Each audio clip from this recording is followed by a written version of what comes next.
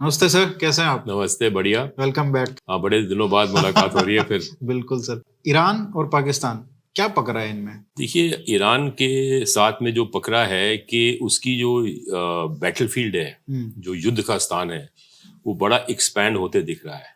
क्योंकि जब से ये हमास की लड़ाई हुई इसराइल के साथ में, तो ईरान के जो नॉन स्टेट एक्टर्स हैं, एक तो साउथ में आप ले लीजिए हुतीज यमन में, फिर आपका लेबनान में ये हिजबुल्लाह है, फिर आपका ये इराक में बसर ग्रुप है, और सीरिया में जो प्रेसिडेंट असाद है, वो सारे इरानियन एक्टर्स हैं और वो फ्रंटलाइन स्टेट्स हैं इसराइल के खिलाफ। अब जब से इसकी इनकी जो लड़ाई है एक्सपैंड हो गई है, तो उनको डर है कि ये कहीं हमारे जो ये फ्रंट लाइन है ये कहीं कोलैप्स ना हो जाए। तो वो एक हथियार की खोज में है, ये मेरा अनुमान है। और वो हथियार उनको सिर्फ पाकिस्तान से मिल सकता है। क्या हथियार है?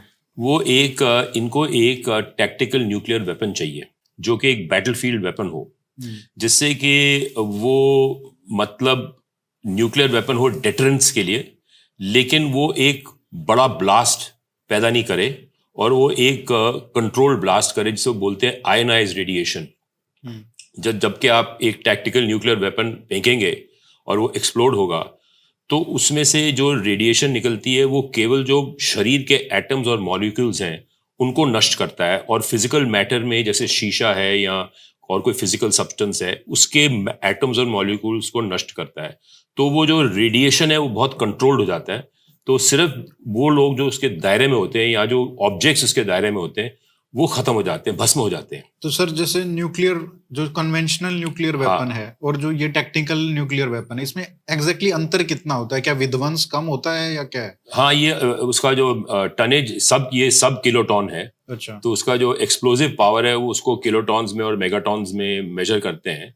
तो जो बड़े बड़े जो बैलिस्टिक मिसाइल से भेजे जाते हैं, तो वो सारे यूरेनियम प्रोसेस से बनते हैं।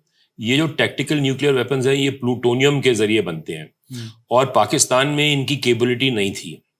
तो 2010 में इंडियन आर्मी ने एक कोल्ड स्टार्ट डॉक्ट्रिन बनाया था कि हम आर्मर का थ्रस्ट करेंगे पाकिस्तान के अंदर जो कभी लड़ाई होने की संभावना होगी। तो उसके डिफेंस में उन्होंने उनके मतलब स्ट्रेटेजिस्ट ने ये टैक्टिकल न्यूक्लियर वेपन्स इवॉल्व किए। तो उन्होंने एक मिसाइल डेवलप की कॉल्ड द नसर मिसाइल, जिसका 60 किलोमीटर का रेडियस है।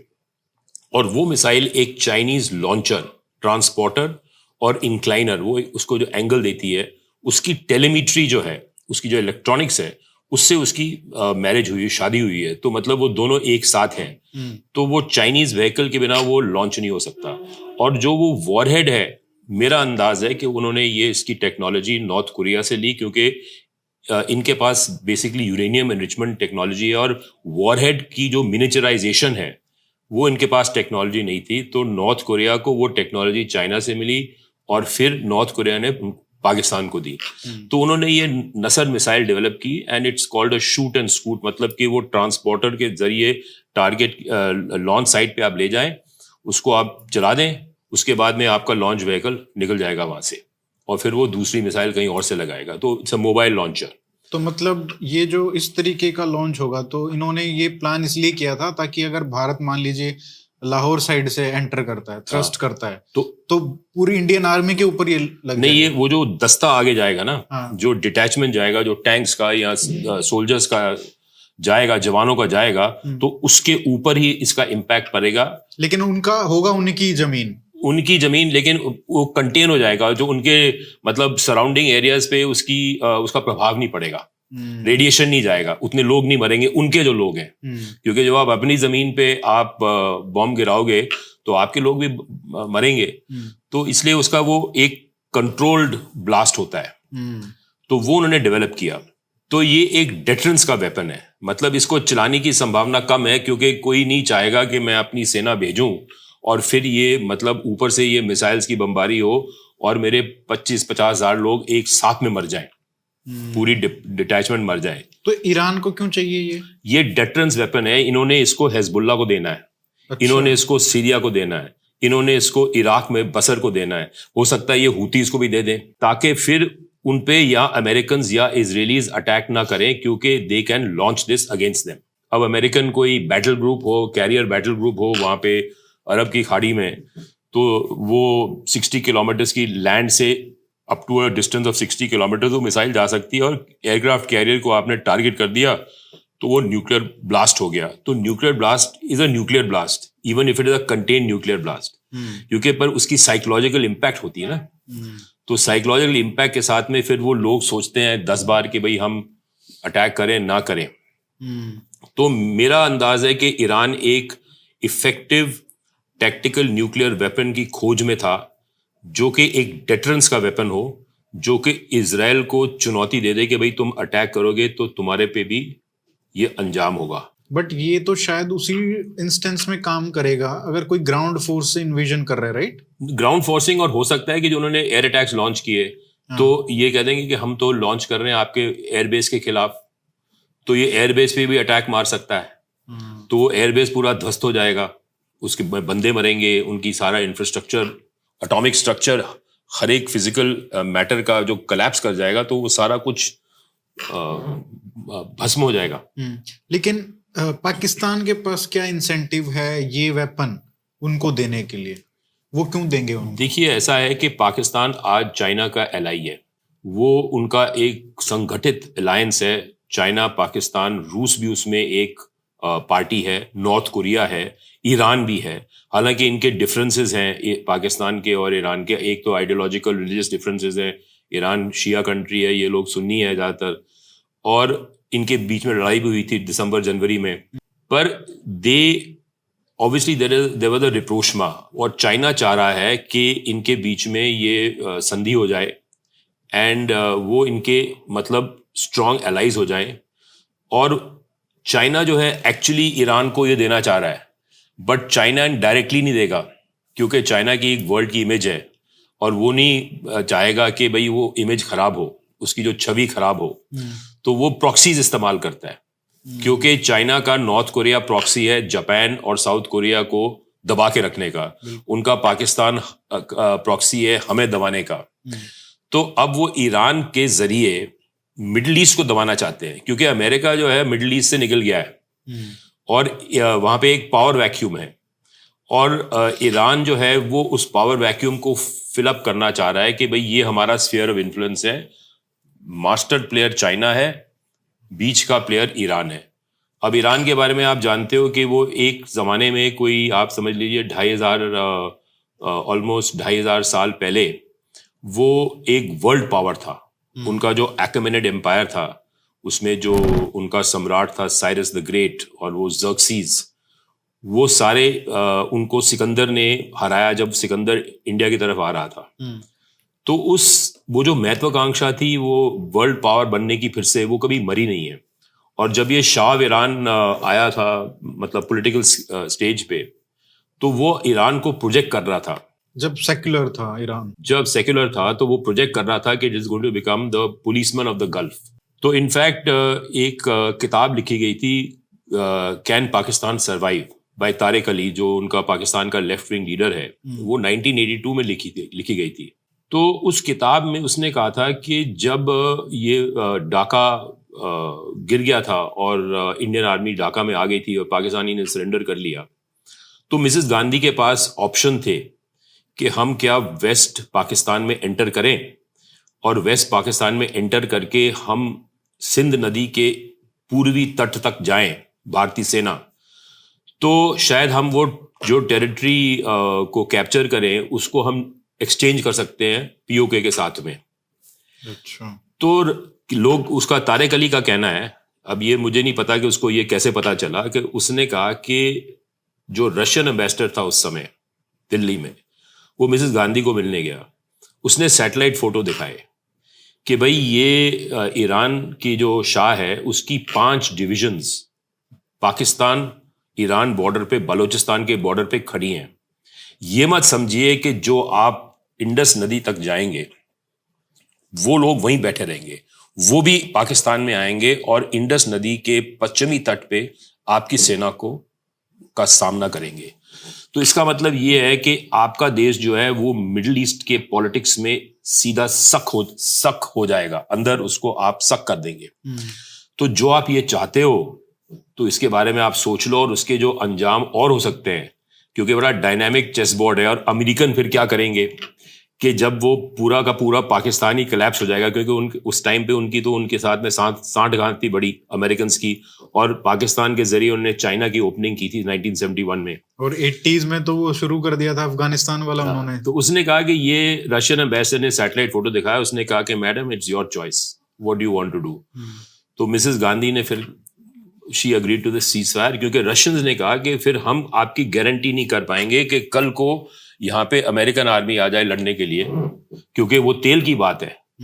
आप तो फिर वो मिडिल ईस्ट के दरवाजे पे पहुंच गए, तो फिर वो सीज फायर हुआ। अब ये उसका उस पाकिस्तानी ऑथर का व्यू है, और अब मैं नहीं जानता कि कितना सच है, लेकिन ये उसने एक कहानी रची थी कि भाई ये ऐसा ऐसा हुआ तो ये पाकिस्तान बच गया। अच्छा, ये बताइए सर कि जैसे आपने कहा कि ईरान का जो विजन है, अगर आप जिस तरीके से बात कर रहे हैं कि इनका हमास भी है, इनका हाउदीज को भी फंड करते हैं, हिजबुल्लाह भी है लेबनान में, और मतलब असद को भी कर रहे हैं सीरिया में, तो इतना फैला हुआ कारोबार है इनका। मतलब अगर आप देखें इसको, फुटप्रिंट को देखें आप, तो ये तो एम्बिशन जो है ना, वर्ल्ड पावर का जो एम्बिशन, जैसे रशिया का है, चाइना का है, यूएस का है, उस लेवल का एम्बिशन है ये तो, कि इतने एरिया को रूल करना और इतने प्रॉक्सीज क्रिएट करना। तो आप इनका मतलब एंड गेम क्या है? सिर्फ डेटरेंस है या कुछ और भी है कि हमको पावर प्रोजेक्ट भी करना है? देखिए, एंड गेम तो वो आयतुल्ला ही जानता है, मैं तो जानता नहीं हूँ। और ना मैं ईरान में गया हूँ, ना मैं दीवार पे मक्खी हूँ, जैसे कहते हैं ना, फ्लाई ऑन द वॉल। तो मैं तो इसका मेरा अंदाज ही ये है कि ये जब ये इनके यहाँ पे वो क्रांति हुई थी और ये सेक्युलर मोनार्की से ये बन गए थे रिलीजियस फंडामेंटलिस्ट नेशन, तो इनको वर्ल्ड कम्युनिटी से अमेरिका ने बर्खास्त कर दिया था। तो ये मार्जिन्स पे रहे हैं, तो ये अंग्रेजी में कहते हैं पराया स्टेट। ये एक पराया स्टेट हो गया जो मार्जिन पे है, जो हाशिए पे है। तो हाशिए पे होने के कारण से इनको अपनी नई स्ट्रेटजी इवॉल्व करनी पड़ी कि हमारा विजन क्या है, हमारे लॉन्ग टर्म क्या है। इनके पास एक बड़ा जबरदस्त हथियार है, वो है तेल। तो they are very big oil producer. तो उन्होंने कहा कि इस तेल के हथियार से हम आगे क्या करें। तो एक ये उस वक्त लड़ाई छिड़ गई थी ईरान इराक वॉर की, आपको याद होगा, 80s में। तो इराक को अमेरिका सपोर्ट कर रहा था। तो उन्होंने कहा कि अब हम किसी तरह से जो हमारे ब्रदर हैं वहाँ पे, शिया ब्रदर्स हैं, उनको जागृत किया जाए और किसी तरह से हम अपना पावर और इन्फ्लुएंस को एक्सटेंड करें। तो फिर इनकी जो एक, क्योंकि सद्दाम हुसैन वो सुन्नी था, तो इनकी एक नॉन स्टेट एक्टर उस समय का भी था कॉल्ड बसर, जो कि पिछले 40-50 साल से ये उस आर्मी को, प्राइवेट आर्मी को इस्तेमाल कर रहे हैं। और उसके ज़रिए उन्होंने वहाँ पे इराक में कॉन्स्टेंटली इंस्टेबिलिटी क्रिएट की। और फिर अल्टीमेटली जब अमेरिकन वहाँ से निकले, ये कुछ 10-15 साल पहले जब इराक का युद्ध ख़त्म हुआ, तो उसके बाद में इराक जो है ईरान के स्फीयर ऑफ इन्फ्लुएंस में आ गया। और उसके बाद सीरिया भी आ गया, और नीचे इन्होंने हूतीज़ को सपोर्ट किया, क्योंकि हूतीज़ का कलेश सऊदी अरेबिया के साथ है। तो ये सऊदी अरेबिया जो है वो ईरान का दुश्मन, अभी उनके कुछ समझौता हो रहा था, लेकिन वो अब फिर से वो समझौता टूट गया है। और सऊदी अरेबिया अमेरिका के इन्फ्लुएंस के फलस्वरूप इजराइल के साथ में दोस्ती बना रहा था। और हमारा यहाँ पे India middle east Europe economic corridor बन रहा है, जिसका आपको याद है कि पिछले साल जब ये G20 हुआ था, तो 2023 में, तो बाइडेन ने अनाउंस किया था कि फॉरेन मिनिस्टर्स की मीटिंग होगी नवंबर में G20 के कंट्रीज की, और ये IMEC कॉरिडोर होगा। उसका बड़ा शान और शौकत से ये सब ऐलान हुआ। और प्राइम मिनिस्टर हमारे वहाँ गए, एथेंस ग्रीस, क्योंकि ये जो शिपिंग है वो शिप के जरिए दुबई तक माल आता, एक्सपोर्ट्स आते, तो दुबई से फिर बाय ट्रेन ये जाके थ्रू सऊदी अरेबिया इजराइल पे हाइफा पोर्ट पे जाते। वहाँ पे हाइफा पोर्ट पे एक इंडियन कंपनी ने खरीदा उसका आधा हिस्सा, अदानी ने। तो हाइफा से बाय सी जाता वो ग्रीस, पिरेउस। तो ये पूरा बंदोबस्त बन रहा था, ये पूरा कॉरिडोर बन रहा था जिससे कि ट्रेड बढ़े। पर ये कॉरिडोर जो है, ये कंपेटिटर या प्रतिद्वंदी था BRI, चाइना का बेल्ट और रोड इनिशिएटिव, जो पाकिस्तान से इन्होंने इनिशिएट किया हुआ है। तो चाइना चाह रहा था कि ये बिल्कुल खत्म हो जाए। तो हमास का जो अटैक हुआ था, उन्होंने जो किया था वो end of September beginning of October में था, मेरे ख्याल 30 सितंबर को किया, और उसके कारण जो वो IMEC कॉरिडोर है वो बढ़ गया, खत्म हो गया उसका कॉन्सेप्ट, क्योंकि वो सऊदी अरेबिया और इजराइल के बीच में लड़ाई हो गई। और ना केवल वो खत्म हुआ, अब्राहम अकॉर्ड्स जो ट्रंप ने करवाया था, जो एक बहुत सबसे बड़ा अटेम्प्ट था आज तक का मिडिल ईस्ट में पीस लाने का, उसको भी ध्वस्त कर दिया। और वो हमास बलि का बकरा बन गया, वो हमास भी बर्बाद हो गया। तो if you see that bye A reverse logic, वो इजराइल का जो दुश्मन है हमास खत्म हो गया, चाइनीज ने उनको सैक्रिफाइस किया, उनको हथियार दिए, पर ये कॉरिडोर जो है ये बिल्कुल उसकी नॉन स्टार्टर हो गया। और आप ये कह रहे हैं कि चाइना एक पूरा रिंग लीडर है बेसिकली, उसने ईरान के थ्रू हमास अपने ही एक प्रॉक्सी को खत्म करवा दिया, ताकि एक बड़ा जो ऑब्जेक्टिव है, जो अब्राहम अकॉर्ड्स को खत्म करने का है, US को ठिकाने लगाना है, सऊदी को ठिकाने लगाना है, और UAE को भी एक तरीके से, और इंडिया को भी ठिकाने लगाना है। तो ये सभी का एक तीर से कई सारे निशाने चाइना ने ईरान के थ्रू और हमास के थ्रू कर दिए। आपका बिल्कुल सही अंदाज है। और किया क्यों? क्योंकि चाइना का सारा तेल ज्यादातर वहीं से आ रहा है। और ये अब ये जो उन्होंने जो ये बेल्ट एंड रोड इनिशिएटिव बनाया, जो ग्वादर से, क्योंकि चाइना का जो तेल आता है वो बाय जो सी आता था, वो वहां से पर्शियन गल्फ से वो पूरा नीचे आके रेड सी और पर्शियन गल्फ से ये जाता था सिंगापुर की तरफ, जहां पे स्ट्रेट ऑफ मलक्का है, जहां पे उसका जो फासला है बहुत ही नैरो है, मतलब 4-5 किलोमीटर का है वो स्ट्रेट। तो वहां पे अमेरिकन नेवी और इंडियन नेवी जो है उस पे उन पे जब कोई लड़ाई हो तो उस पे दबाव डाल सकते हैं, तो उनका ट्रेड रुक सकता है। ट्रेड रुकने से, ऑयल का ट्रेड रुकने से उनको बहुत नुकसान हो सकता है। तो उन्होंने अब टैंकर्स को वहां पे ग्वादर पे आते हैं, वहां से तेल और गैस जो है पंप होता है ग्वादर से all the way through Pakistan POK up to Xinjiang, जहां पे उसकी जरूरत है, क्योंकि 90% जो चाइना की आबादी वो नॉर्थ चाइना में है, वहां पे बिजली की भी कमी है और उनको वो तेल वहां पे पहुंचाना है। तो या तो वो साउथ चाइना से बाय पाइपलाइन आए, यहां ग्वादर से आए। उससे क्या होता है कि जो वो मलक्का स्टेट्स का जो उनके वो जो कमजोरी थी वो पूरी हो जाती है, वो कमजोरी हट जाती है और उनका तेल जो है महफूज रहता है और वो पाकिस्तान के जरिए ऊपर जाता है।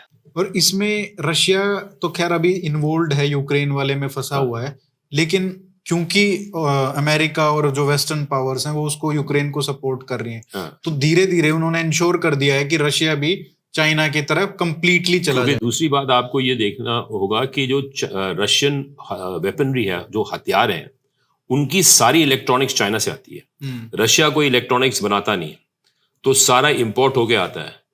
तो रशिया वैसे ही निर्भर है, क्योंकि जो सेमीकंडक्टर्स हैं वो कौन देगा? वो चाइना ही देगा ना, उनके यहाँ तो बनते ही नहीं है। तो वो तो रेफ्रिजरेटर से निकाल के और वो निकाल के हथियारों में डाल रहे थे रिवर्स इंजीनियरिंग करके। अब उनको एक सप्लाई मिल रही है। और फिर चाइना जो है उसने फैक्ट्रियां लगाई हुई हैं नॉर्थ कोरिया में, तो वहां पे जो आर्टिलरी की जो शेल्स हैं वो वहां से बन के फिर आते हैं यूक्रेन, थ्रू पाकिस्तान भी जाते हैं। तो ये मतलब रशियंस को सप्लाई करने के लिए यूक्रेन थिएटर में। तो ये सारा जो दारोमदार है ये चाइना ने किया है। और चाइना के लिए ये जो मिडिल ईस्ट है, अरब की खाड़ी है, ये बहुत महत्वपूर्ण हो गया है, क्योंकि उसके बिना उसकी इकोनॉमी में बड़ा असर पड़ सकता है।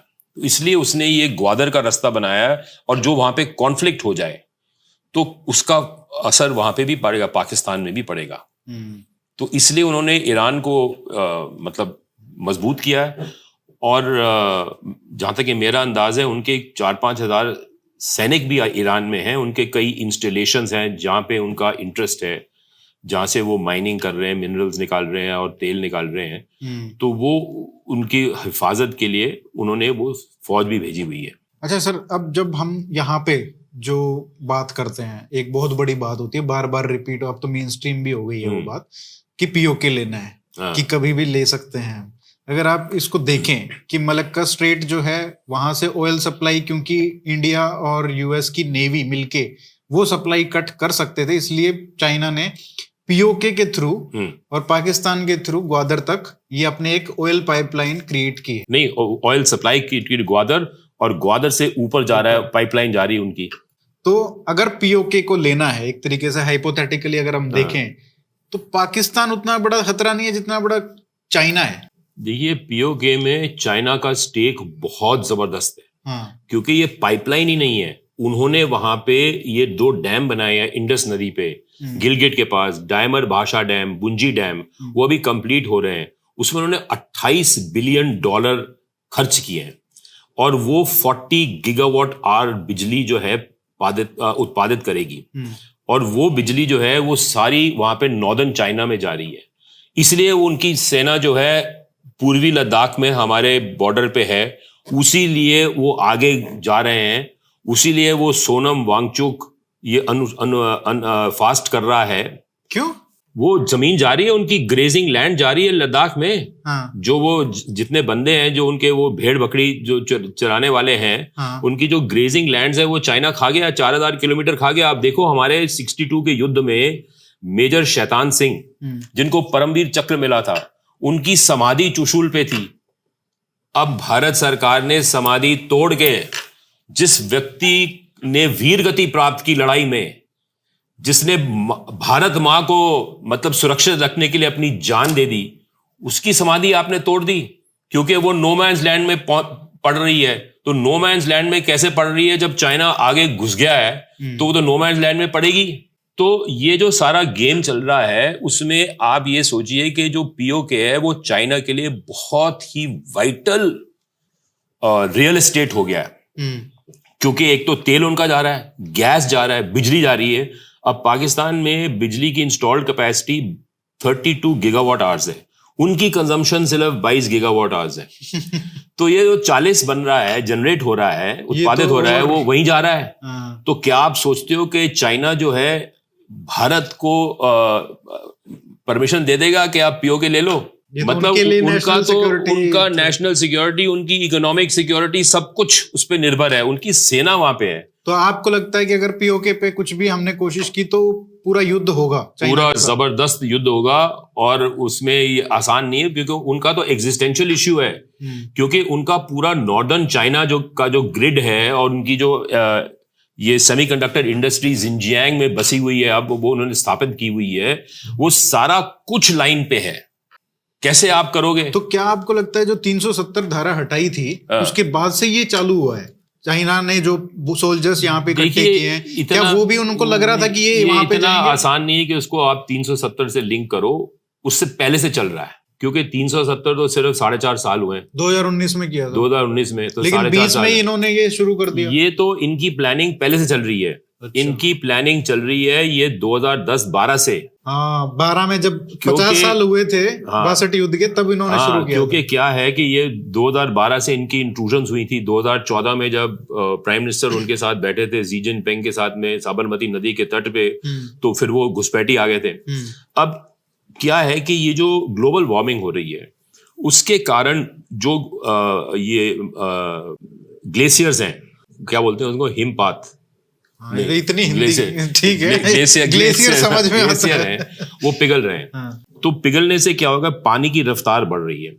अब जब पानी की रफ्तार बढ़ेगी तो जब वो पानी आएगा, और वो ग्लेशियर सारे हिमालय में हैं, और हिमालय के जो ग्लेशियर का पानी आएगा वो इंडस नदी में जाएगा। तो ये जो फ्लड्स आते हैं ना लद्दाख में, वो आते हैं क्योंकि पानी की रफ्तार बहुत बढ़ गई है। तो चाइनीज क्या चाह रहे हैं कि इस पानी की रफ्तार को कैप्चर कैसे किया जाए।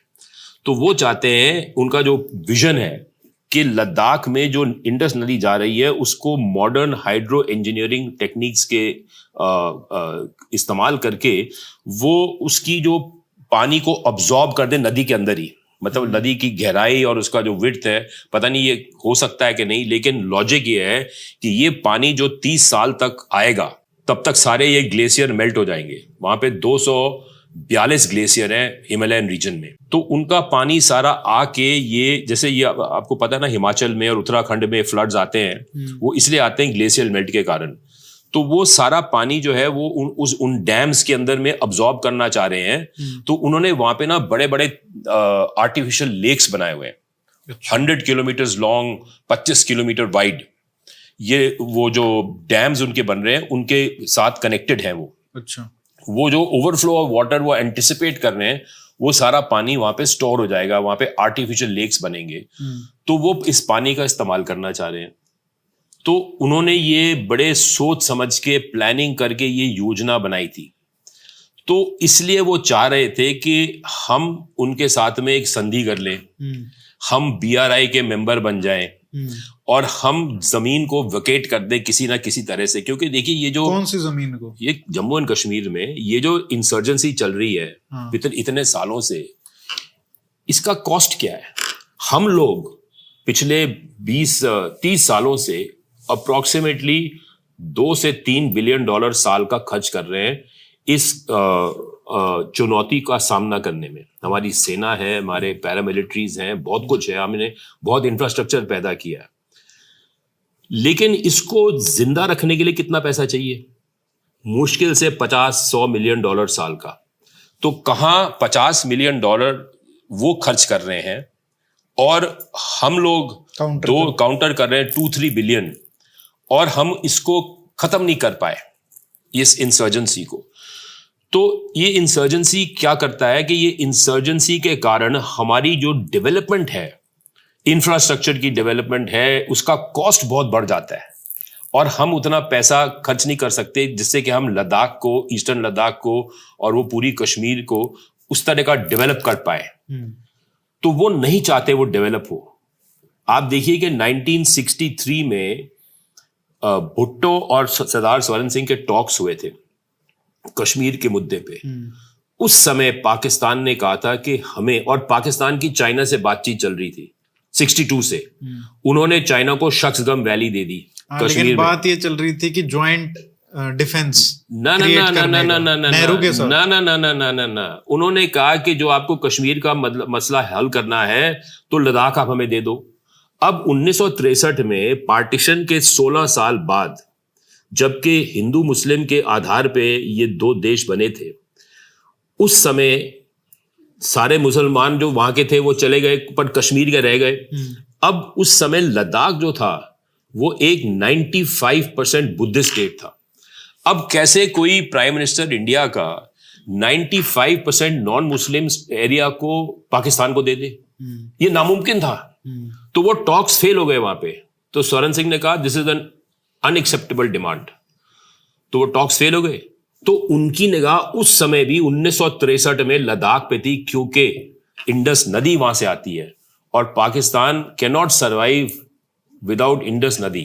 इंडस नदी का पानी ही पाकिस्तान को जिंदा रख। अब ये जो इलाका है मानसरोवर का, वो उस मानसरोवर लेक से, उस झील से, जो गंगा की जो गंगा नदी है, जो करनाली नदी है, जो सतलुज नदी है, वो सब वहां से आते हैं और पूर्व में ब्रह्मपुत्रा भी आती है। तो वो जो इंटायर इलाका है वो 19वीं शताब्दी में एक जनरल जोरावर सिंह थे सिख साम्राज्य के, उन्होंने उस पर हमला किया क्योंकि ये ट्रेडिशनली ये जो था ये उस वक्त डोगरा नहीं था, उस वक्त ये सिख एम्पायर था और डोगरा सिख एम्पायर के नहीं, मैं कह रहा हूं जोरावर सिंह डोगरा था।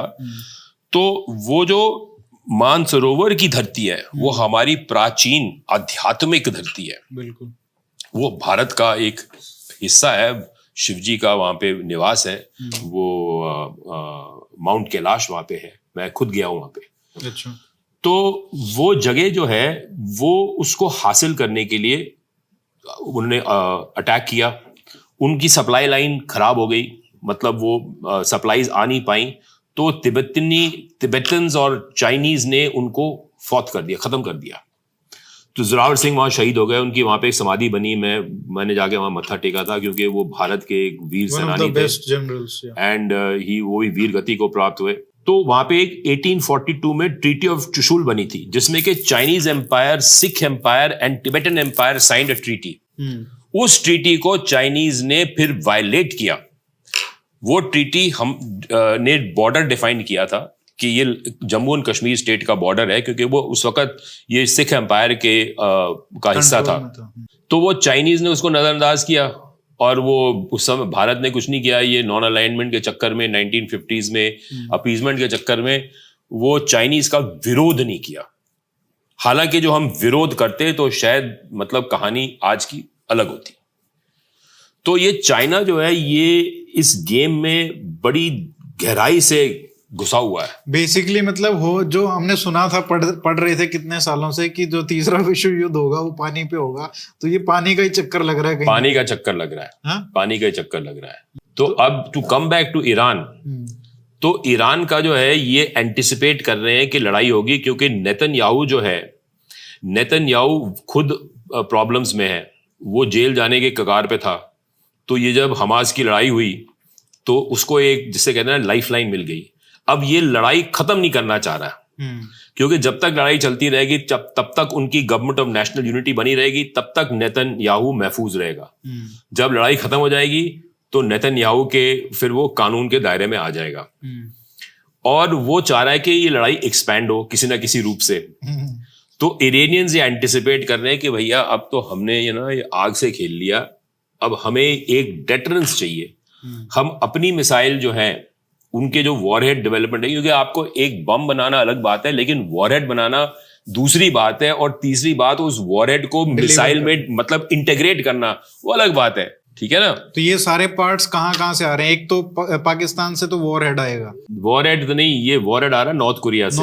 नॉर्थ कोरिया से पाकिस्तान के पास आया 2010 के बाद। हाँ, अब वहां से वो ट्रांसफर करने की कोशिश है। वहां से या तो वो वॉरहेड ट्रांसफर करेंगे, या वो उसके जो टेक्नोलॉजी है, ब्लूप्रिंट्स है, डिजाइन है, वो करेंगे, कोल्ड टेस्ट करेंगे, या उसको अफगानिस्तान के स्मगल करेंगे, कुछ ना कुछ करेंगे। लेकिन एक बात है कि जब आप एक मिसाइल छोड़ते हो तो उसकी जो डेब्री है ना, जो उसके टुकड़े हैं, जब वो एक्सप्लोड होती है, उन टुकड़ों से फोरेंसिक एनालिसिस से आप आइडेंटिफाई कर सकते हो कि ये कहां से आया।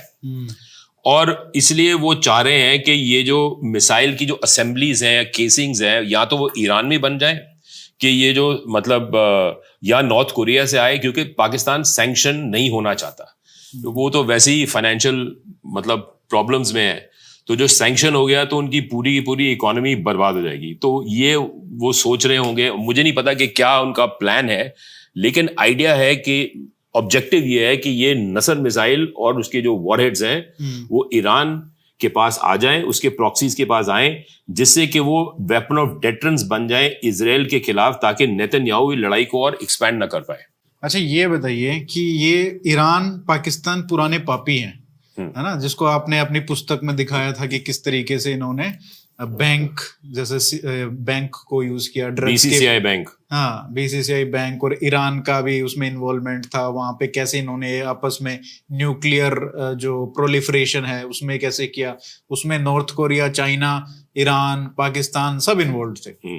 और इनका एक बहुत, अभी भी आप कह सकते हो कि एक इंट्रिकेट रिलेशनशिप है, और ये धंधा भी उसमें कर रहे हैं कि इनका बिजनेस भी ड्रग्स से रिलेटेड है। और वो भी सप्लाई हो रहा है आपका यूएस में, जो उनकी सबसे बड़ी ड्रग की प्रॉब्लम है। तो ये एट दिस मोमेंट ये ड्रग का धंधा कितना बड़ा इसमें इन्वॉल्व है इन सब चीजों में? ड्रग्स का जो धंधा है ना, ये बिलियंस ऑफ डॉलर्स का है।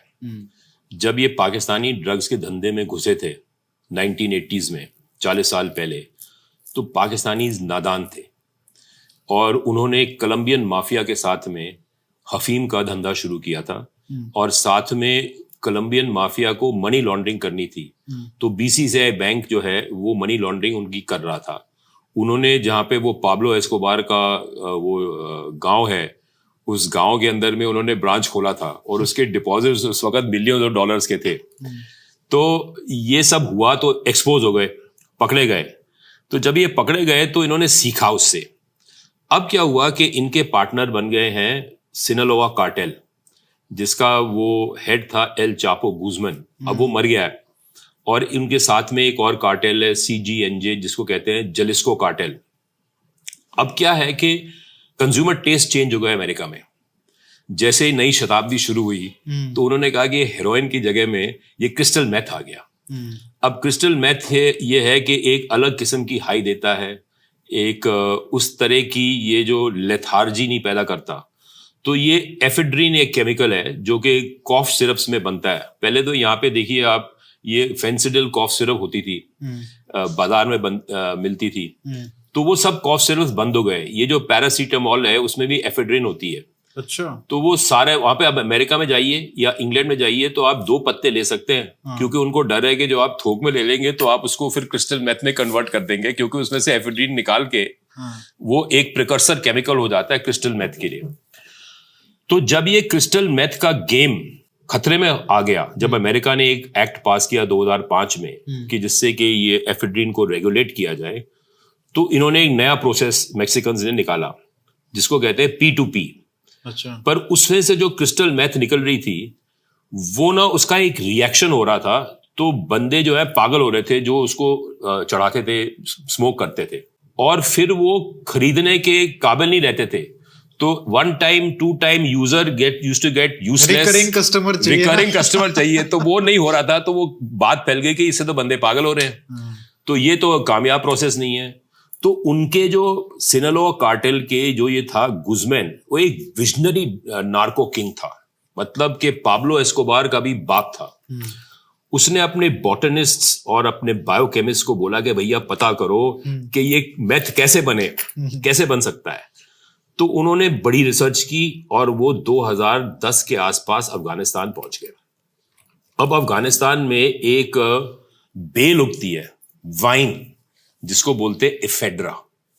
उस एफेड्रा से भी एफेड्रीन निकलती है। और वो जो एफेड्रा है, वो कहते हैं, एक किताब अभी लिखी गई है आर्यंस पे, चार्ल्स एलन ने लिखी है, उसकी लास्ट किताब, वो मर गया है, वो पहले इंडिया में पैदा हुआ था चार्ल्स एलन, उसने 20 किताबें लिखी हैं। तो वो कहता है कि जो सोम रस था, वो ईरान में वो सा को हा प्रोनाउंस करते हैं, तो वहां पे वो उससे बोलते थे Homa. This is pre Islamic Iran, Aryan Iran, जो कि जहां पे वो ज़ोरोएस्ट्रियन धर्म था, जो कि आर्यन पुराना धर्म था। तो वो होमा और यहाँ पे सोमा, वो उस बेल से आता था, निकलता था। तो वो जो बेल है, उन्होंने इसकी एक्सपेरिमेंट किया, तो उसमें से उनको 95% प्योरिटी मेथ निकली। और वो 95% प्योरिटी ऐसी जबरदस्त थी कि वो बॉडी को हार्म नहीं कर रही थी, और वो बंदे पी के फिर अपना काम भी कर रहे थे, और वो रिकरिंग मार्केट था। अब दिलचस्प बात यह है कि 1 किलो मेथ जो है उसकी कीमत कम से कम 20 टाइम्स ज्यादा थी if you make it through precursor chemicals. ये शान स्टेट में, बर्मा में बनता था, और शान स्टेट में फिर ये मणिपुर और इस पूरे इलाके से इंडिया में आके फिर ये एक्सपोर्ट भी होता था, या यहाँ पे भी कंज्यूम होता है। I don't know the figures in India. तो उन्होंने कहा कि ये तो जो चक्करबाजी है, ये तो बड़ा महंगा है, तो हम इसको उसमें घुसते हैं। अब drug trade in Pakistan, in Afghanistan and Pakistan was controlled by Taliban. Taliban के 3 हिस्से हैं, क्वेटा शुरा, हकानी ब्रदर्स और हिज़्ब इस्लामी, ये गुलबुद्दीन हिकमतयार। ये तीनों जो ऑर्गेनाइजेशंस हैं, इनका बाप ISI है, डायरेक्टर टेस्ट। तो मैक्सिकन्स को ISI के साथ में नेगोशिएट करना पड़ा। तो उन्होंने नेगोशिएट किया, तो उन्होंने कहा कि हम आपको सप्लाई करेंगे रॉ मटेरियल इधर से। नहीं, उन्होंने कहा कि उसके मैथमेटिक्स उन्होंने की, उसका पूरा प्रोडक्शन बैकवर्ड एक्सपेरिमेंट किया, और वो मेथ को पका के फिनिश प्रोडक्ट मैक्सिकन्स को सप्लाई कर सकते हैं। अच्छा, ये जो मेथ अफगानिस्तान से बना, उसका 1 टन, मेट्रिक टन, ये 2022 के फिगर्स हैं या 20 के हैं, 1 metric ton cost of acquisition completed product $326,000 पर मेट्रिक टन, मतलब $3,26,000 पर टन उनको पड़ रहा था ISI को। और इसकी रिटेल वैल्यू नॉर्थ अमेरिका में $40 मिलियन पर मेट्रिक टन। अब आप $40 मिलियन को $326,000 से डिवाइड करिए, तो आपको ये बनेगा 120% मुनाफा, प्रॉफिट मार्जिन। तो वो साले मैक्सिकन पागल हो गए, उन्होंने कहा यहां तो सोने की कान है। तो उनका ये रिलेशनशिप बनना शुरू हो गया। अब जब रिलेशनशिप बन रहा था, तो पाकिस्तान ने कहा कि ये अब इसको, अमेरिकन को कैसे बाहर निकाला जाए। उसी दरमियान में उसामा बिन लादेन को इन्होंने मार दिया अमेरिकन्स ने और उनकी बड़ी बेइज्जती हुई, तो वो और उत्तेजित हो गए। तो उस समय जो जनरल कियानी थे पाकिस्तान आर्मी चीफ और जो general lieutenant general Shuja Pasha ISI के चीफ थे, उन्होंने फिर कहा कि अब हम साले इनको हमने बाहर निकालना ही है अफगानिस्तान से, क्योंकि अब हम मल्टी प्रोडक्ट नेशन बन गए। एक हेरोइन और एक मेथ। जिसको हेरोइन लेनी है वो हेरोइन लेगा, जिसको मेथ लेनी है वो मेथ लेगा। और ये बन गए कमर्शियल क्रॉप्स, कैश क्रॉप्स। तो ये आप सोचिए कि कितने बिलियंस ऑफ डॉलर का जो ट्रेड है ये बन गया। But this is an illegal trade. तो ये इलीगल ट्रेड जो है ये इनकी न्यूक्लियर इंडस्ट्री को, इनके न्यूक्लियर प्रोग्राम को, इनके नॉन स्टेट एक्टर्स को फंड करता है। तो ये बही खाता है इनका, जिसमें से ये पैसा जनरेट हो रहा है। अच्छा, ये इतना बड़ा बिजनेस चल रहा है और इसका सबसे बड़ा विक्टिम तो यूएस है। यूएस है। तो अब यूएस का सवाल ये है कि पाकिस्तान जो है आज की डेट पे एक नार्को स्टेट है with an independent nuclear deterrent. अब यूएस ने बहुत कोशिश की कि ये पाकिस्तान की जो ये न्यूक्लियर वॉरहेड्स है उनको कैसे डिसेबल किया जाए, लेकिन पाकिस्तानी भी कम नहीं है, चालाक है, हमारे जैसे दिमाग है उनके, तिगड़मबाज हैं। उन्होंने क्या किया कि वो वॉरहेड्स को डिसमेंटल करके, जैसे कि आपकी कोई मारुति वैन है या टाटा 403 है, उसमें डाल के वो उसको ट्रांसपोर्ट करते रहते हैं। तो वो सारे के सारे वॉरहेड्स जो है उनके साथ चलते रहते थे उस समय जब अमेरिकन अफगानिस्तान में थे, सो दैट उनको टारगेट नहीं किया जाए। और वो अनमार्क्ड व्हीकल्स में, प्राइवेट नंबर्स में, विदाउट सिक्योरिटी मूवमेंट उनकी चलती रहती थी। अच्छा, तो इससे करने से तो उनको पता नहीं था कि भाई हम अटैक करेंगे तो उन्होंने 10-20 वॉरहेड उठा लिए, डिसेबल कर दिए, बाकियों का क्या होगा, उसका क्या रिपरकशन होगा। तो उनकी जो वॉर गेम्स होती थी वो हर बात पे इस पे डिफीट हो जाती थी कि we can not disable their entire nuclear force. तो जब वो नहीं कर सकते तो उनको ये भय है अमेरिकन, उन्होंने अपने बड़े सिनारियोज ये प्ले किए हुए हैं कि एंड गेम में क्या होगा कि कॉन्टिनेंटल यूनाइटेड स्टेट पे एक न्यूक्लियर वेपन गिर गया तो फिर क्या होगा। तो ये मतलब डूम्सडे सिनारियो हो गया। अब नहीं, मेरे को ये बात समझ में नहीं आती कि जैसे उनको पता है चाइना क्या गेम खेल रहा है इनके थ्रू, पाकिस्तान ईरान के थ्रू, ठीक है। अब उनको ये भी पता है कि वो विक्टिम है इस ड्रग बिजनेस के भी, न्यूक्लियर के भी, ड्रग बिजनेस के भी, दोनों के। लेकिन फिर भी उंगली वो कर रहे हैं इंडिया में जो अभी इलेक्शंस चल रहे हैं। नहीं, उंगली वो उंगली वो अलग बात, उंगली है। लेकिन ये कर तो रहे हैं ना, कोशिश तो कर रहे हैं कि देखो आप किस तरीके से 5 आइज का जो कॉन्सेप्ट है, ये पूरा मतलब R&AW को टार्निश करने के लिए हर कोशिश हो रही है यहाँ पे। जिस तरीके से उसको इंटरफेरेंस ही कहा जा सकता है, जिस तरीके से कनाडा ने बोला इंटरफेरेंस कर रहा है, तो ये भी तो इंटरफेरेंस ही है। उनका जो पॉइंट ऑफ व्यू है कि आप ना हमारे टेरिटरी पे किसी को एलिमिनेट नहीं कर सकते, जो आपने एलिमिनेट करना है तो हमें बताओ। लेकिन वो तो खुद बोलते हैं, वो तो उनके एसेट है, उनको कैसे एलिमिनेट करो। The world is an unequal world. What is good for me is not good for you, right? So मैं कहता हूँ कि भाई I am the big boy, big but वो brother. इंडिया को क्यों कंट्रोल में रखना चाहते हैं? जैसे ये खालिस्तान वाला प्रोजेक्ट इंडिया वो नॉर्थ ईस्ट में उनको ये इंडिया को वो कंट्रोल में इसलिए रखना चाहते हैं क्योंकि इंडिया जो है वो एक ही डिफेंस है उनका अगेंस्ट चाइना। ये एक बड़ी वेल डेवलप्ड इंडस्ट्रियल कंट्री है, यहाँ पे उनके जहाज रिपेयर हो सकते हैं, यहाँ उनको रसद पानी मिल सकता है। अक्सर आप भूल गए हो कि दूसरे विश्व युद्ध में भारत ने कितनी कंट्रीब्यूशन किया ये अमेरिकन और ब्रिटिश को युद्ध जीतने में। सबसे यहाँ से 25 लाख फौज गई और सारी इंडस्ट्री यहाँ पे लगी थी। उनके हवाई जहाज रिपेयर हो रहे थे, उनके एम्यूनिशन बन रहा था, सब कुछ बन रहा था, यूनिफॉर्म्स बन रही थी, सब कुछ बन रहा था।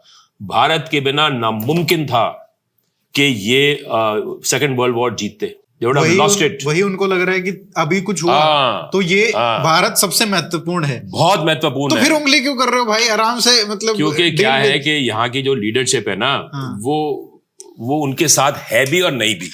उनको चीन के प्रति आकर्षण भी है, पता नहीं आकर्षण क्यों, ये बड़ा भारी कॉन्ट्रडिक्शन है। वो उनकी सेना आपके बॉर्डर पे बैठी है, सरहद पे बैठी है, आपको उंगल दे रही है और आपका ट्रेड बढ़ रहा है उनके साथ में। अभी ट्रेड डेफिसिट 100 बिलियन से ऊपर हो गया। 133 बिलियन का ट्रेड है चाइना के साथ में। वो 2002 में जब वाजपेयी जी गए थे चीन, 2002 में या 3 में, उस वक्त शुरू हुआ था तो $1 बिलियन था। $1 बिलियन और 133 बिलियन हो गया। तो आप कह रहे हैं कि दुश्मन के साथ ट्रेड कर रहे हो आप। 2014 के बाद बढ़ा है ये? 2014 में तो बहुत बड़ा है, और 2020 डबलिंग हुई है उसकी, जिसे कहते हैं ज्योमेट्रिक प्रोग्रेशन हो गया है तब से। और 2020 में जब लड़ाई हुई थी उसके बाद भी बढ़ा है। बिल्कुल बढ़ा है। तो हम कर रहे हैं, तो ये तो बड़ा कॉन्ट्रडिक्शन है ना। ये कॉन्ट्रडिक्शन है, ये दुनिया कॉन्ट्रडिक्शंस की से भरी हुई है। तो बेसिकली आप ये कह रहे हो कि भाई इंडिया भी बैलेंसिंग कर रहा है, तो वो भी बैलेंसिंग कर रहे हैं एक तरीके से। अब देखिए, इंडिया बैलेंसिंग कर रहा है, क्यों कर रहा है? क्योंकि ऐसा है कि एक बार आप डिसीजन ले लो, आप उनको कहो, जिगरे में दम होना चाहिए। अमेरिकन को कहो कि भाई हम आपके साथ हैं, ये सब बकवास बंद करो, ये उनको एक्सपेल कर दो, वो एक्सपेल कर देंगे सब खालिस्तानियों को। मतलब you have to choose your side. अभी तक हम साइड में नहीं है कि पुतिन के प्रति आकर्षण है, वो तेल सस्ता दे रहा था। अब पुतिन की बैंड बज गई थी इंडिया के साथ में ट्रेड करने में, क्योंकि वो $63 का जो तेल था वो डिस्काउंटेड, इन लोगों ने उससे कहा और डिस्काउंट पे दे दे, तो $49 पे पर बैरल उन्होंने तेल खरीदा पुतिन से। उसका कॉस्ट ऑफ एक्सट्रैक्शन $43 था। और प्रॉब्लम ये थी कि उसका तेल जो है वो बर्फ से नीचे से आता है, पर्माफ्रॉस्ट से।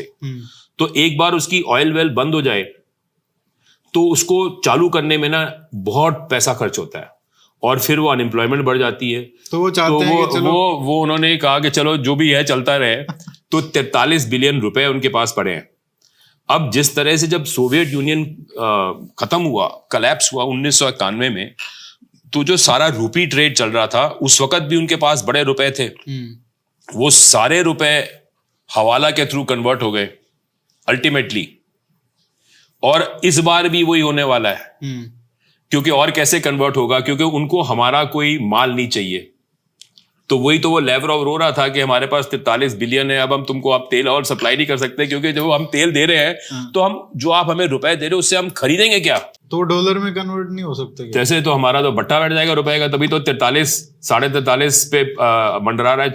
मतलब ये इतना गिरा है पिछले 10 सालों में, 60 से नीचे आ गया, तीसरा हिस्सा नीचे आ गया। अगर हम ये तेल वाला बिजनेस नहीं करते, बार्गेनिंग वाला गेम नहीं खेलते, तो अभी तो पेट्रोल प्राइस 120। पर वो बार्गेनिंग वाला उपभोक्ता को फायदा नहीं हुआ, वो तो अंबानी को फायदा हुआ है, उसकी रिफाइनरी को फायदा हुआ है, उनको फायदा, उन्होंने उसको कन्वर्ट करके डाउनस्ट्रीम प्रोडक्ट्स में बना के आगे में यूरोप में बेचा है। और अमेरिका ये भी चाहता था कि वो तेल इंडिया से आए, वो कन्वर्ट होके यूरोप में जाए ताकि कीमतें नीचे रहें। बड़ा अजीब सा गेम है। मतलब ये it is too difficult to understand कि गेम है क्या, इसलिए वो ऑब्जेक्ट भी नहीं कर रहे, सैंक्शन भी नहीं कर रहे। हाँ, क्योंकि वो एनर्जी इंडिपेंडेंस भी खत्म नहीं होनी चाहिए। तो बड़ा वो बड़ी मतलब it's a game of all contradictions and paradoxes. तो अभी आपके हिसाब से इंडिया को जो ये, मैं एक देख रहा था स्टेटमेंट जयशंकर जी की, उन्होंने कहा कि अगले 5 साल बहुत ही डिफिकल्ट होने वाले हैं वर्ल्ड के अफेयर्स को, जिस तरीके से जा रहे हैं, चीजें हो रही हैं। तो आपका क्या रिकमेंडेशन रहेगा कि इंडिया को क्या करना चाहिए? देखिए, ये बड़ा मुश्किल है, और मेरी कोई रिकमेंडेशन नहीं है, क्योंकि मेरी कोई मतलब इस गेम में कोई वैल्यू ही नहीं है। मैं तो एक देख रहा हूँ, और मैं देख रहा हूँ, मेरे आइडियाज मेरे पास हैं। जो कोई मेरे से पूछेगा, भारत सरकार पूछेगी, तो मैं आऊंगा, बताऊंगा ना। मैं पूछ रहा हूँ। नहीं, देखिए, इमीडिएट डेंजर नेतन्याहू का है। अच्छा। कि नेतन्याहू क्या करता है, कि वहां पे इजराइल की इंटरनल पॉलिटिक्स में क्या फैसला होता है। क्या वो अब हमास को खत्म करने के लिए राजी, मतलब उसका जो युद्ध है उसे खत्म करने के लिए राजी हो जाएंगे, कि वो अभी भी वहां पे मतलब पूरी तरह से उसको ध्वस्त कर देंगे, पूरे गाजा स्ट्रिप पट्टी को। तो गाजा पट्टी का युद्ध जो समाप्त हो जाएगा, तो नेतन्याहू के पीछे कानून की परछाई बढ़ती रहेगी। तो अब नेतन्याहू जो मजबूरन गाजा पट्टी पे ये युद्ध समाप्त करे, तो फिर वो सोचेगा कि मैं कहां पे इसको शुरू करूं। अच्छा।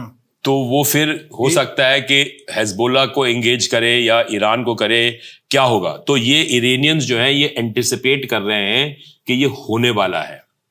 और जो ये हो गया इसकी संभावना बड़ी हाई है, क्योंकि आप देखिए कि जो हमारा एक्सपोर्ट जा रहा है ये रेड सी से और साथ में जो उस सुएज कैनाल के थ्रू उसके इंश्योरेंस रेट्स बहुत बढ़ गए। तो हमारा सारा जो इंपोर्ट है जो सुएज से आ रहा है उसके खर्चे बढ़ गए। हमें नेवी को भेजना पड़ रहा है वहां पे मैरीटाइम पुलिसिंग करने के लिए, और साथ में जो हमारे इंपोर्ट्स आ रहे हैं वो बढ़ गए, एक्सपेंसिव हो रहे हैं, और एक्सपोर्ट्स भी एक्सपेंसिव हो रहे हैं। आपने देखा होगा कि लेटेस्ट फिगर्स के मुताबिक हमारा जो मर्चेंडाइज एक्सपोर्ट है वो इस साल में, पिछला जो गया साल है 2023-24, $351 बिलियन से $336 बिलियन पे आ गया है, मतलब $15 बिलियन कम हुआ है। तो जब मर्चेंडाइज एक्सपोर्ट कम हो रहा है उसका मतलब है कि आपकी मैन्युफैक्चरिंग सेक्टर श्रिंक हो रही है। तो जब मैन्युफैक्चरिंग सेक्टर श्रिंक हो रही है तो आप नौकरियां कैसे पैदा करोगे?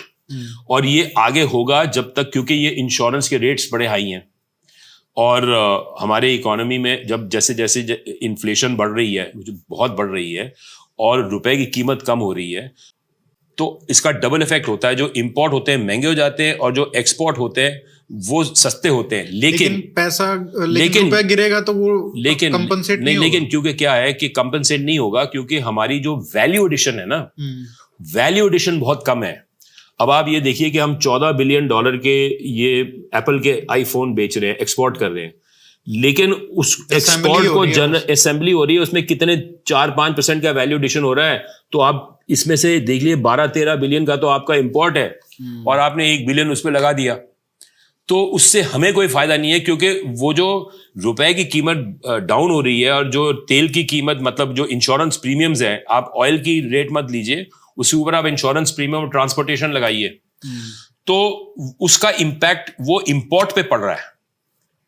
सो हमारा मैन्युफैक्चरिंग सेक्टर जो है फिर इज बीइंग अफेक्टेड, तो हमारा इकोनॉमी स्लो डाउन कर रही है। तो आगे जाके ये होगा, तो अब ये जो है ना, ये एक बड़े भारी कैनवस पे इसको असेस करना पड़ेगा कि क्या भारत जो है वो क्या मूव्स करे, पॉलिटिकल, डिप्लोमेटिक, इकोनॉमिक, जिससे कि हमारी जो अर्थव्यवस्था है वो सुरक्षित रहे, और हमारी जो मतलब जमीन है, धरती है, वो भी सुरक्षित रहे। क्योंकि प्रेशर चाइना से बढ़ने वाला है। अच्छा। क्योंकि उनकी वहां पे कॉन्ट्रडिक्शंस बहुत है, इकोनॉमी में स्लो डाउन है, तो कलाबाजी, आतिशबाजी उन्होंने करनी है अपने होम कंस्टिट्यूएंसी के लिए, ताकि वो कह दें कि भाई हम अपने नेशनलिज्म, देश प्रेम के चक्कर में हमने ये भी जगह हासिल कर ली, वो भी कर लिया, ये भी कर लिया। प्रेशर आपके हिसाब से लद्दाख वाले सेक्टर पे आएगा, हर हालत में आएगा, क्योंकि उनकी निगाह पानी पे है। तो क्या इंडिया और यूएस को एक साथ मिलके पीओके पे कुछ करना नहीं चाहिए? नहीं, अब यूएस देखो, उनका स्टमक नहीं है, उनकी भूख नहीं है करने के लिए, क्योंकि वो बहुत कुछ कर चुके हैं, अब वो वहां से निकल गए। जो पीओके में कुछ करना होता तो आपको उनके साथ में एक संधि बनानी पड़ती, और जब उनका बगरम बेस था वो तो बेस छोड़ के चले गए, 3 साल हुए। तो उस वक्त जब उनके सब फैसिलिटेशन थी, तो फिर आपको उनके साथ में एक अलायंस में आना चाहिए था, और फिर उसका मतलब उसके कोई की माइलस्टोन्स होने चाहिए थे कि you do this for us, we do this for you, you do this for us, we do this for you. हमने वो सब किया ही नहीं है। वो शोशागिरी में बात खत्म हो गई, मौके निकल गए। रशियंस ने हमें ऑफर दिया था 1969 में, जब उन्होंने चाइना पे अटैक किया था, कि आप हमें ज्वाइन करिए, हम आपको ये अक्साई चिन्ह दिलवा देते हैं। लेकिन उस वक्त यहाँ पे पॉलिटिक्स बड़ी चल रही थी, domestic politics, Congress party split हो गई थी, बैंक नेशनलाइजेशन हो गया था, और वो गवर्नमेंट जो थी वो माइनॉरिटी में आ गई थी, तो वो संभव नहीं था। पर उसका हमें एडवांटेज मिल गया कि 1971 में बांग्लादेश बन गया, लेकिन अब बांग्लादेश भी बहुत एडवांस हो गया है। तो ये सब जब मौके आते हैं तो उनका फायदा उठाना चाहिए। तो मौके हर बार नहीं आते, क्योंकि मौके हमने बहुत गंवाए हैं पिछले 70 साल में, बहुत गंवाए हैं 77 साल में, आज तक गंवाए जा रहे हैं। और ये मणिपुर वाला जो ड्रग का जो सारा चल रहा था, ये भी क्या इस जियोपॉलिटिक्स से लिंक्ड है? बिल्कुल लिंक्ड है। कि आप देखिए, ये जो बर्मा में जब ये चाइना में क्रांति हुई थी 49 में, तो जो सरकार जिसका तख्ता पलट गया था, नेशनलिस्ट गवर्नमेंट, उसकी जो सेना थी और उसके जो लोग थे काफी सारे यहाँ पे बर्मा में, नॉर्दर्न बर्मा में आ गए थे, वो शान स्टेट में।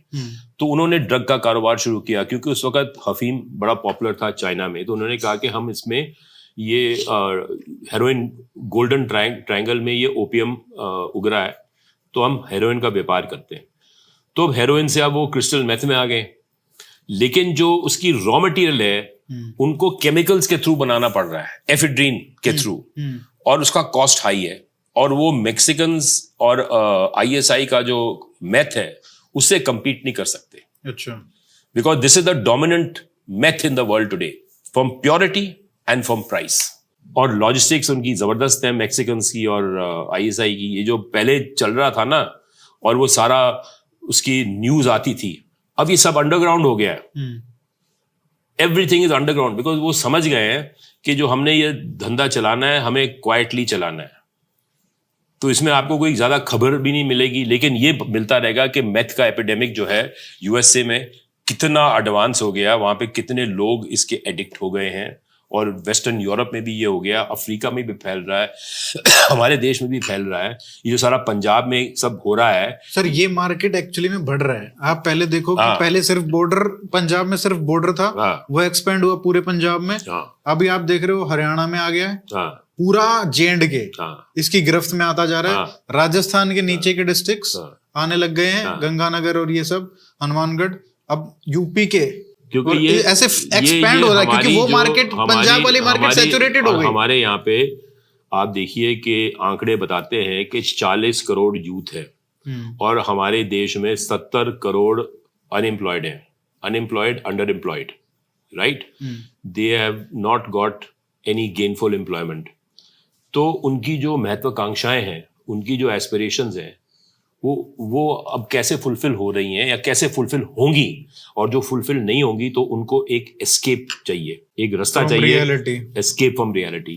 तो वो तो रेडी मार्केट है, तो वो प्राइस भी गिरा सकते हैं और हमारी पूरी इकोनॉमी को और कंट्री को खोखला कर सकते हैं, जो ये करना चाहें, और वो जरूर करना चाहेंगे, पाकिस्तानी और चीनी। और हमारे पास मुझे नहीं लगता कि अभी तक कोई भी प्लान है इसको काउंटर करने। इसके बारे में कोई सोच ही नहीं रहा, क्योंकि अगर आप मतलब आप देखो ना किस लेवल तक, पंजाब का एक एग्जांपल लेना, police, bureaucracy, politicians, everybody, every institution is compromised. Yes, एक बार वो कॉम्प्रोमाइज हो गया, आप कौन सोल्व करेगा उस चीज को?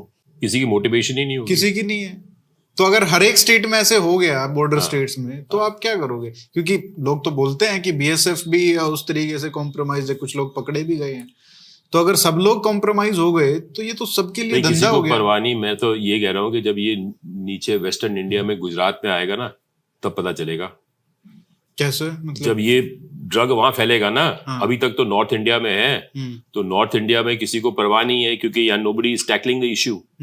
तो जब नीचे आएगा ना, पश्चिम भारत में आएगा, तब पता चलेगा, क्योंकि वो तो इंडस्ट्री का हार्टलैंड है।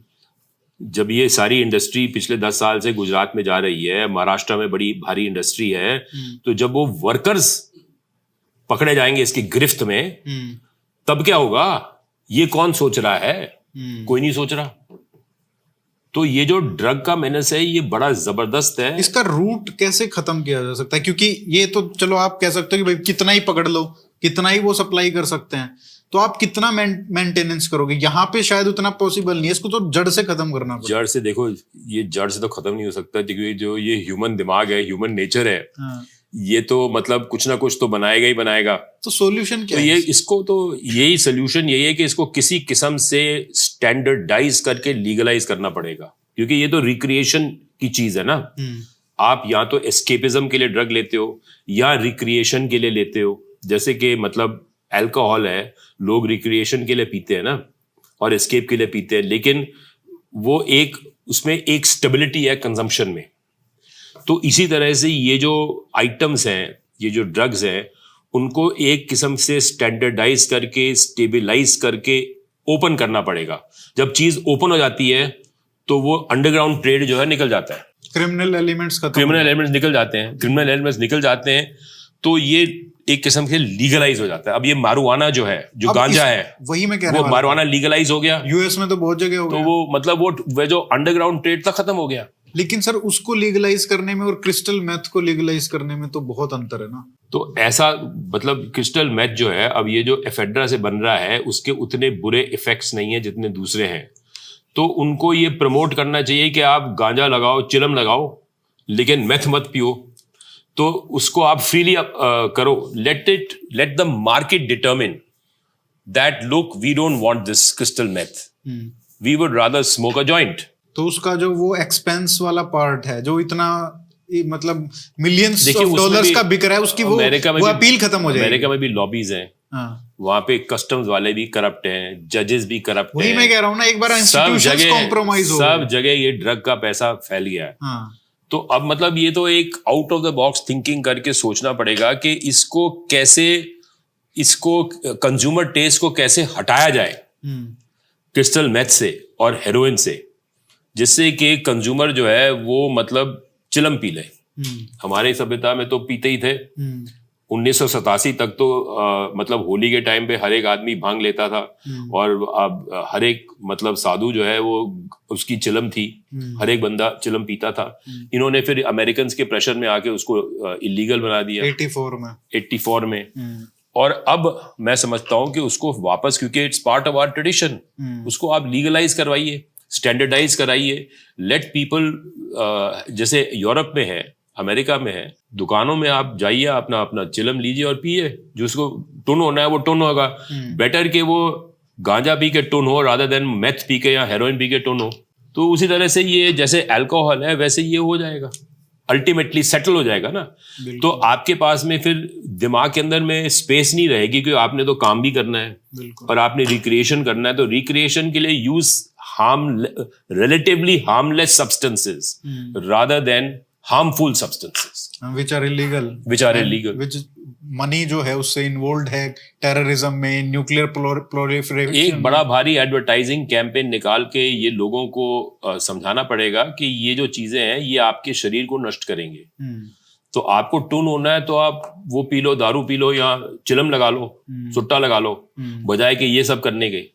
Something has to be done, world has to find it। मतलब कुछ डिस्कशन तो शुरू हो। अभी लोग डिस्कस ही नहीं कर रहे हैं कि इतनी बड़ी प्रॉब्लम जो देश में आ रही है, विच इज मतलब जियोपॉलिटिक्स को इन्फ्लुएंस कर रही है जो चीज, और हमारी इंटरनल, मैं तो कहूंगा नेशनल सिक्योरिटी प्रॉब्लम है बहुत बड़ा। वो तो है, क्योंकि आपके एनिमी को स्ट्रेंथन कर रहा है, तो आपको खोखला कर रहा है, at the same time strengthening the enemy. आप पंजाब का एग्जांपल लीजिए, पंजाब का स्टेट खोखला हो गया है, खोखला हो गया, मुझे रोना आता है। एक्चुअली में हम ये चीज बहुत कम डिस्कस करते हैं, जो वहां से यूथ का जो पलायन हो रहा है।